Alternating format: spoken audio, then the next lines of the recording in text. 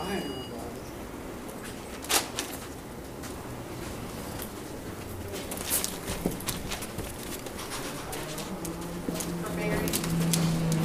That's Sam I am. That's Sam I am. I do not like that Sam I am. They're upstairs. Do you like green eggs and ham? I do not like them Sam I am. I do not like green eggs and ham. Would you like them here or there? I would not like them here or there. I would not like them anywhere. I do not like green eggs and ham. I do not like them Sam I am. Would you like them in a house? Would you like them with a mouse? I do not like them in a house. I do not like them with a mouse. I do not like them here or there. I do not like them anywhere. I do not like green eggs and ham. I do not like them, Sam I am. Would you eat them in a fox? Would you eat them with a fox? Not with a fox. Go ahead. Not with a fox. Not in a house. Not with a mouse. I would not eat them here or there. I would not eat them anywhere. I do not like green eggs and ham. I do not like them, Sam I am. Could you in a car eat them? Eat them. Here they are. I would not could not in a car. I would not, could not in a tree. Not in a car. You let me be. I do not like them in a box. I do not like them with a fox. I do not like them in a house, and I do not like them with a mouse. I do not like them here or there, and I do not like them anywhere. I do not like green eggs and ham. I do not like them, Sam I am.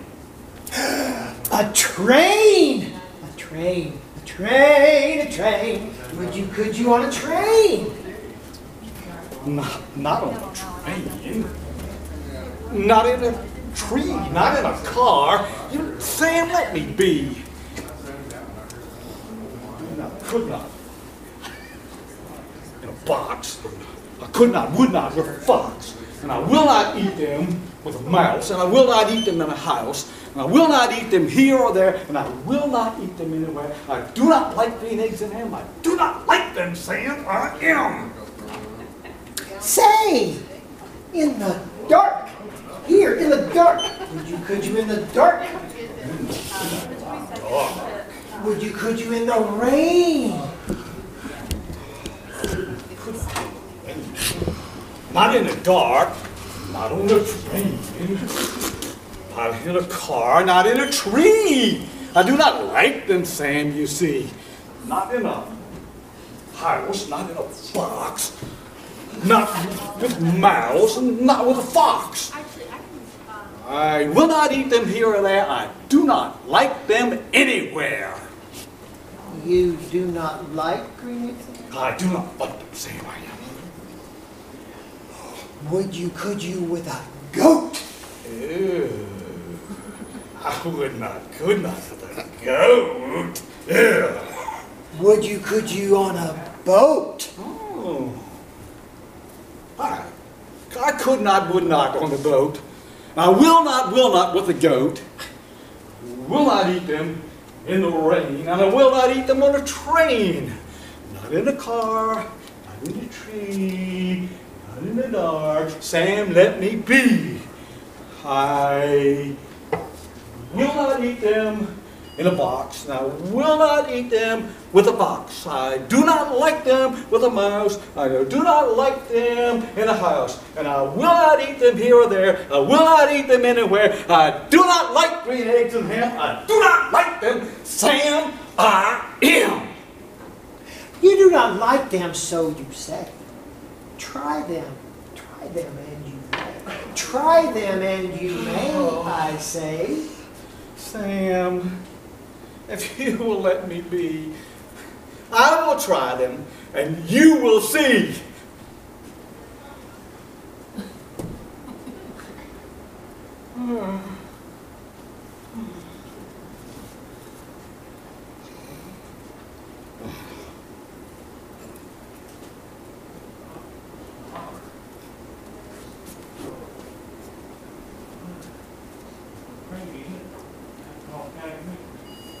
Say, I like green eggs and ham. I do. I like them, Sam. I am. And I will eat them on a boat. I will eat them with a goat.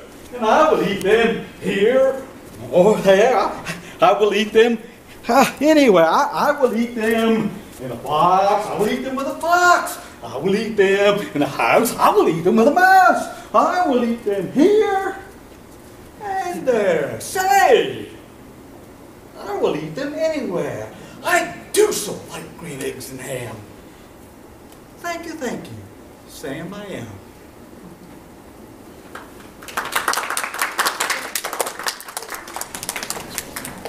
Now, the star-bellied Sneetches had bellies with stars.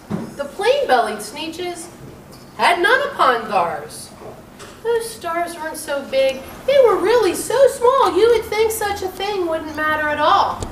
But because they had stars, all the star-bellied Sneetches would brag, "We're the best kind of Sneetches on beaches."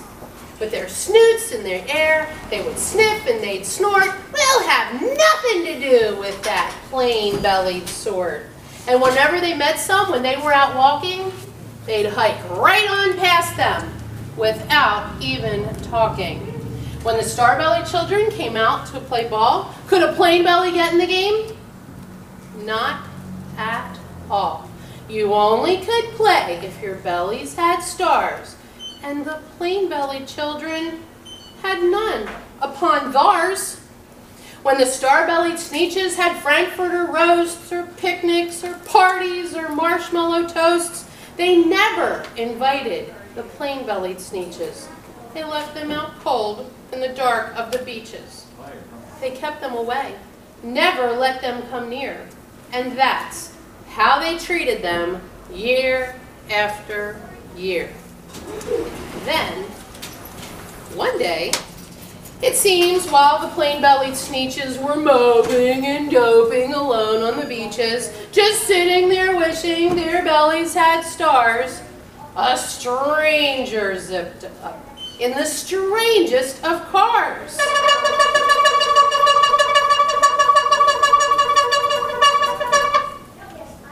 My friends, He announced in a voice clear and keen. My name is Sylvester McMonkey McBean.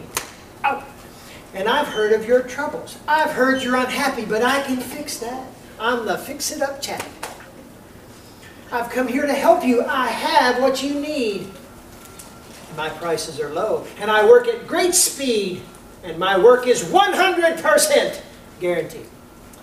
Then, quickly, Sylvester McMonkey McBean put together a very peculiar machine, and he said, You want stars like a star-bellied Sneetch, my friends? You can have them for $3 each. Just pay me your money and hop right aboard. So they clambered inside, and the big machine roared, and it clonked, and it bonked, and it jerked, and it worked, and it bopped them about. But the thing really worked. When the plain-bellied Sneetches came out, they had stars. They actually had them. They had them on theirs. Then they yelled at the ones who had stars at the start, "Ha! We're exactly like you now. You can't tell us apart. We're all just the same now, you snooty old smarties. And now, we can come to your Frankfurter parties." "Good grief," groaned the ones that had stars at the first. "We're still the best Sneetches, and they are the worst. But now, how in the world will we know?" they all frowned, "if which one was what, or the other way round?" Then up came McBean with a very sly wink, and he said, Things are not quite as bad as you think, so you don't know who's who. That's perfectly true. But come with me, friends, and you know what I'll do? I'll make you again the best Sneetches on beaches, and all it will cost you is $10 each. Belly stars are no longer in style, said McBean. What you need is a trip through my star-off machine. This wondrous contraption will take off your stars, so you won't look like Sneetches who have them And that handy machine, working very precisely, removed all of the stars from their bellies quite nicely. Then, with snoots in the air, they paraded about and they opened their beaks and they let out a shout, "We know who is who now!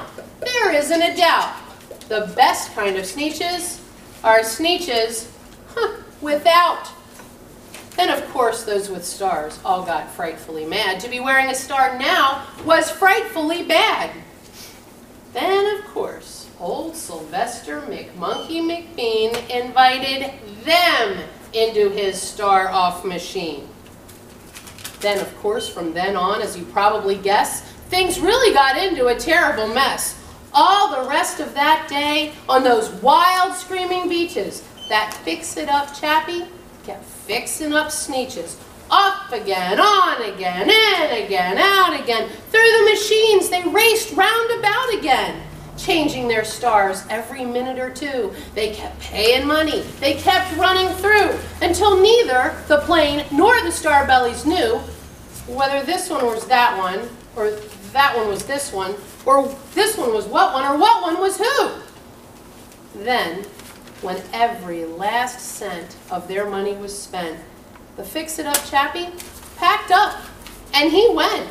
And he laughed as he drove in his car up the beach. They never will learn. You can't teach us Sneetch. But McBean was quite wrong, I'm quite happy to say, that the Sneetches got really quite smart on that day. The day they decided that Sneetches are Sneetches, and no kind of Sneetch is the best on the beaches.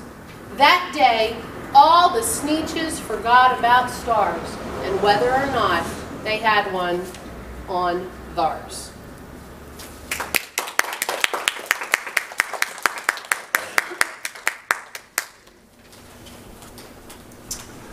Okay, now the next poem we're going to do is Horton Hears the Who. And what is Horton? Elephant, yes. See if you can tell if this is an elephant or not. Enjoy the show.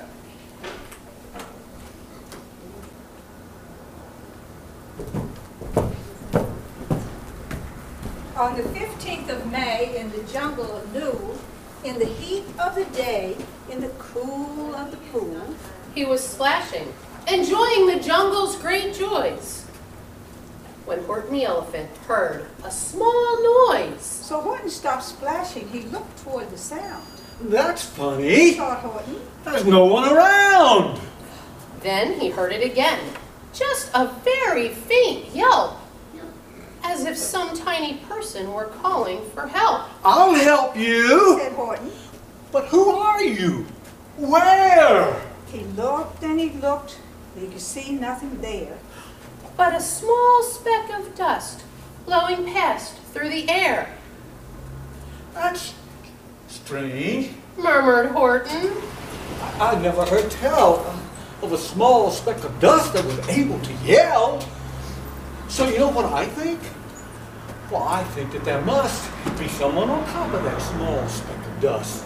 Some sort of a creature of a very small size. Too small to be seen by an elephant's eyes.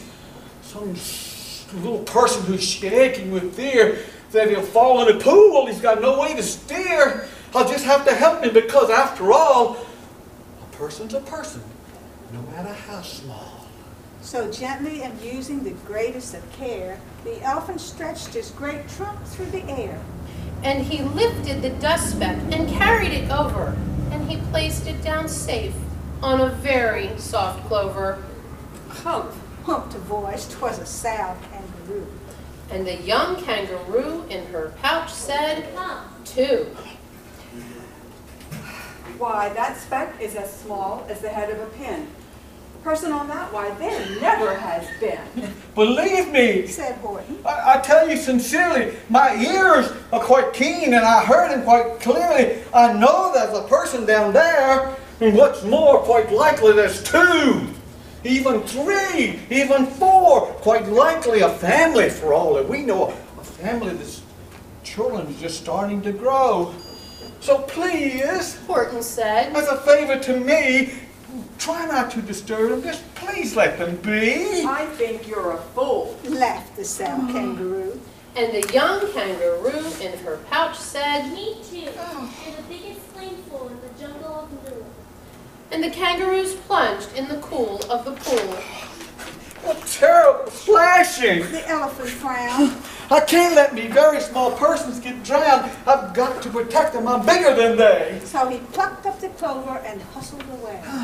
Through the high jungle treetops, the news quickly spread. He talks to a dust speck. He's out of his head. Just look at him walk with that speck on the flower. And Horton walked Worrying. almost an hour. Should I put this speck down? Horton thought with alarm. If I do, these small persons may come to great harm. I can't put it down, and I won't. After all, a person's a person, no matter how small. Then Horton stopped walking. The dust speck was talking. The voice was so faint, he could just barely hear it. Speak up, please. Said Horton. He put his ear near it. My friend, Came the voice. you're a very fine friend. You've helped all us folks on this dust speck milking. You saved all our houses, our ceilings and floors. You saved all our churches and grocery stores.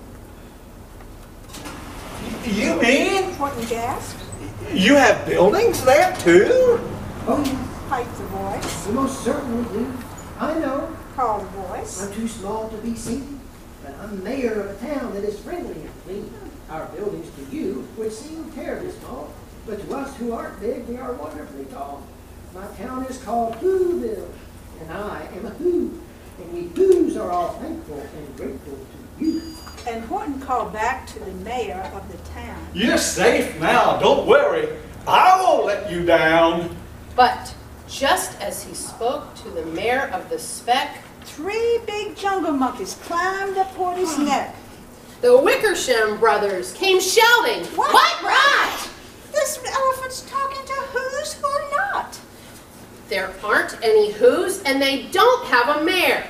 And we're going to stop all this nonsense. So there. Oh, They snatched Horton's clover, they carried it off to a black-bottomed eagle of a very swift wing, and they said, Will you kindly get rid of this thing? And before the poor elephant even could speak, that eagle flew off with the flower in his beak. all late that late afternoon and far into the night, that black-bottomed bird flapped his wings in fast flight. While Horton chased after with groans over stones that tattered his toenails and battered his bones. please don't hurt all my little folks who have as much right to live as us bigger folks do. But far, far beyond him, that eagle kept flapping and over his shoulder called back, Quit your yapping. I'll fly the night through. I'm a bird. I don't mind it. And I'll hide this tomorrow where you'll never find it. And at 6:56 the next morning, he did it. It sure was a terrible place that he hid it. he let that small clover drop somewhere inside of a great patch of clovers 100 miles wide. Find that. Sneered the bird, But I think you will fail. and he left with a flip, Of his black-bottomed tail. I'll find it. cried Horton. I'll find it a bust. I shall find my speck on this small speck of dust. And clover by clover with care, he picked up and searched and piled and called. Are you there? But clover by clover, he found that the one that he sought was just not around. And by noon, poor old Horton, more dead than alive, had picked up, searched, and piled up 9,005. Then, on through the afternoon, hour after hour, till he found them at last on the 3 millionth flower. My friends! Cried the elephant. Tell me, do tell. Are you sound? Are you safe? Are you whole? Are you well? From down on the speck came the voice of the mayor. We've really had trouble, much more than our share. When that black-bottomed birdie let go and we dropped, we landed so hard that our clocks have all stopped. Our teapots are broken, our rocking chairs smashed, and our bicycle tires all blew when we crashed. So, Horton, please, pleaded that voice of the mayor's. will you stick by us who's while we're making repairs? Of course. Horton answered. Of course I will stick. I will stick by my small friends through thin and through thick. Humph. Humphed a voice. For almost 2 days, you've run wild and insisted on chatting with people who've never existed. Such carryings on in our peaceable jungle. We've had quite enough of your bellowing bungle, and I'm here to state Snapped the big kangaroo. that your silly, nonsensical game is all through. And the young kangaroo in her pouch said, Me too.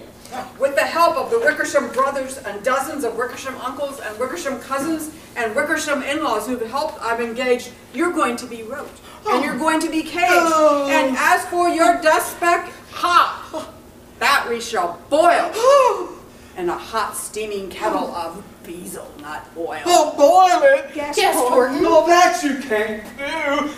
There's persons down there, they'll prove it to you. Mr. Mayor, Mr. Mayor, Horton called. Mr. Mayor, you've got to prove now that you really are there. So call a big meeting, get everyone out, make every who holler, make every who shout, make every who scream. If you don't, every who is going to end up in a hazelnut stew. and down on the dust speck, the scared little mayor quick called a big meeting in Whoville Town Square. And all his people called loudly. They cried out in fear, "We are here! We are here! We are here! We are here!" The elephant smiled. That was clear as a bell. You kangaroos surely heard that very well.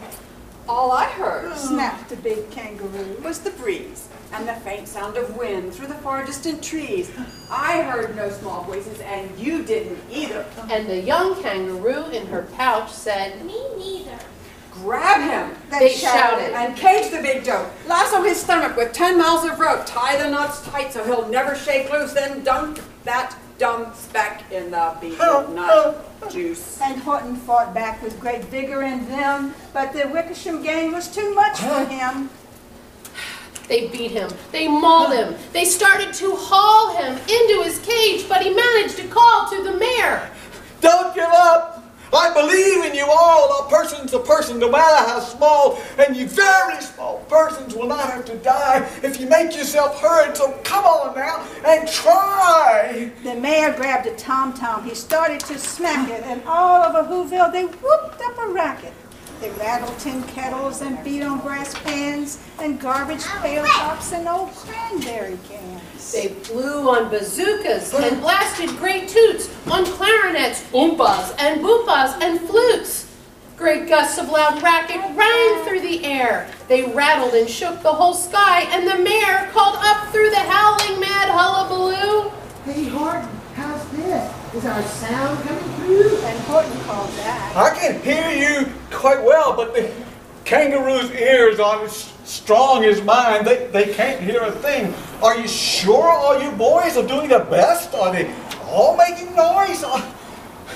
Quick, search through the town. Make sure no one is shirking. Through the town rushed the mayor from the east to the west, and everyone seemed to be doing his best. Everyone seemed to be yapping and yipping. Everyone seemed to be beeping and bipping, but it wasn't enough, all this ruckus and roar. He had to find someone to help him make more.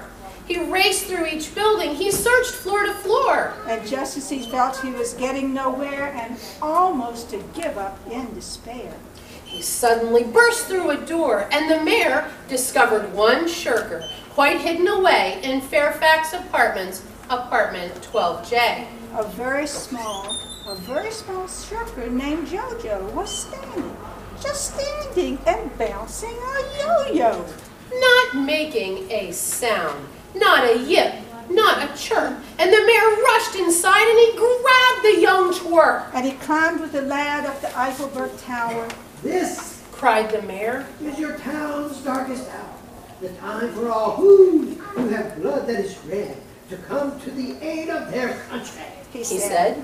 We've got to make noises in greater amounts. So open your mouth, lad, where every voice counts. As he climbed to the top of the tower, The lad cleared his throat and he shouted out, Yup! And that yop, that one small yop, but put it over.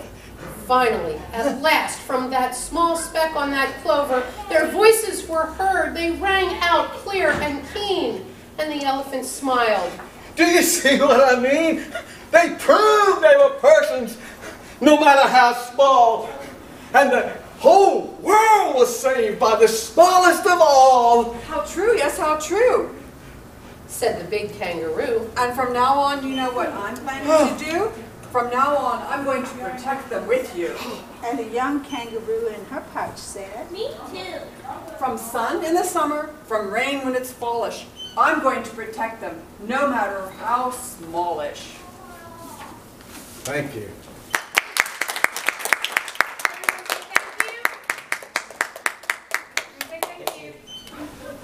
Thank you. Thank you. Thank you. Thank you. And give yourselves a round of applause and a big hand because you were a wonderful audience. Thank you so much.